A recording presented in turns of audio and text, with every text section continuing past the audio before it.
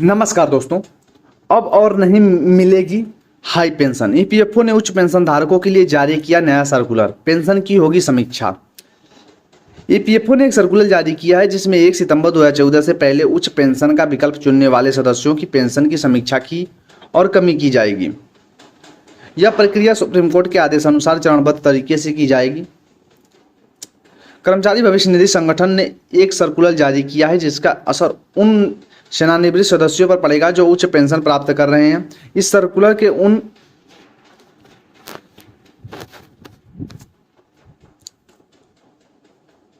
सदस्यों की पेंशन की समीक्षा की जाएगी जिन्होंने 1 सितंबर 2014 से पहले उच्च पेंशन का विकल्प चुना था लेकिन उन्हें उच्च पेंशन मिल रही थी। ईपीएफओ का यह कदम सिर्फ पेंशन कम करने तक ही सीमित नहीं रहेगा बल्कि इसका उद्देश्य उन सदस्यों को दी गई उच्च पेंशन को भी वापस लेना है।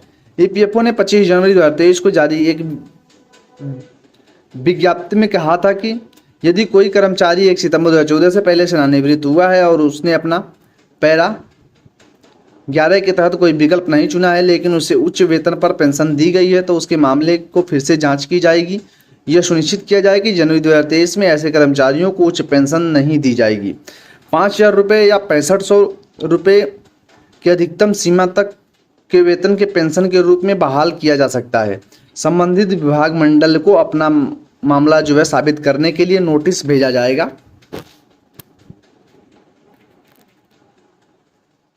पेंशन भोगियों को अग्रिम सूचना भी दी जाएगी ताकि वह 1 सितंबर 2014 से पहले पैरा 11 के तहत अपनी पेंशन पात्रता को साबित कर सके।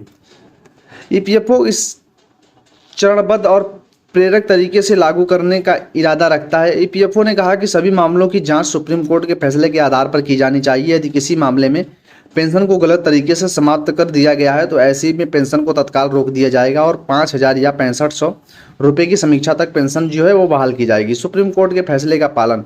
ईपीएफओ ने अपने वर्तमान कदम की व्याख्या रखते हुए सर्वोच्च न्यायालय के फैसले को खंडों का हवाला दिया।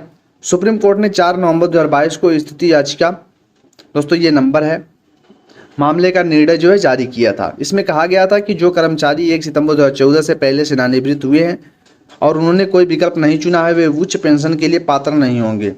ईपीएफओ ने यह भी कहा कि ऐसे मामलों की पहचान की जाएगी कि जहां किसी न्यायालय के फैसले के कारण उच्च पेंशन दी जा रही है। ऐसे मामलों में 5,000 रुपये या 6500 रुपये की अधिकतम पेंशन सीमा तक पेंशन रोकने या बहाल करने से पहले सर्वोच्च न्यायालय के आदेश का पालन किया जाएगा। ऐसे सेवानिवृत्त कर्मचारियों के लिए ईपीएफओ का यह कदम महत्वपूर्ण है जो उच्च पेंशन प्राप्त कर रहे थे। इस सर्कुलर में जारी होने के बाद इन कर्मचारियों को अपनी पेंशन समीक्षा के लिए नोटिस मिलने की संभावना है। सुप्रीम कोर्ट के निर्णय का पालन करते हुए ईपीएफओ की इस प्रक्रिया के चरणबद्ध तरीके से लागू करेगा। अब दोस्तों देखने वाली बात ये होगी कि दोस्तों किस प्रकार से ईपीएफओ तो इसमें कदम उठाता है। फिलहाल दोस्तों ईपीएफओ को जो सुनना चाहिए वो तो सुन ही नहीं रहा है।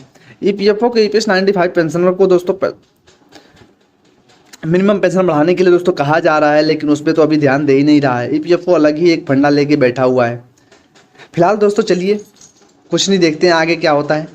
कोई नया नोटिफिकेशन आएगा दोस्तों जल्द वीडियो लेके आएंगे। चलिए दोस्तों मिलते हैं नए वीडियो में, तब तक के लिए थैंक यू।